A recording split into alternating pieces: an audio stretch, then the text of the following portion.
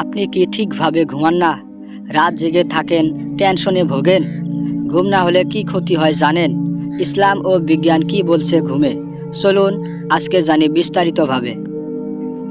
বিজ্ঞান বলে দিনে ঘুম দরকার ৮ ঘন্টা। না ঘুমালে ব্রেন আর শরীর দুর্বল হয়, রক্তচাপ বাড়ে, রোগে পড়ার ঝুঁকি হয়, মন বিষণ্ণ হয়, কাজ করতে কষ্ট হয়। ঘুম ছাড়া মানুষ ক্লান্ত ও অস্থির হয়। আল্লাহ বলেন, ঘুম হলো বিশ্রামের পথ। সূরা আন-নাবা আয়াত নাম্বার ৯। নবীজি ঘুমাতেন, আবার তাহাজ্জুদ পড়তেন। তিনি বলেন, শরীরের অধিকার আছে ঘুমে। ইসলাম ঘুমকে বরকতের কাজ বলে।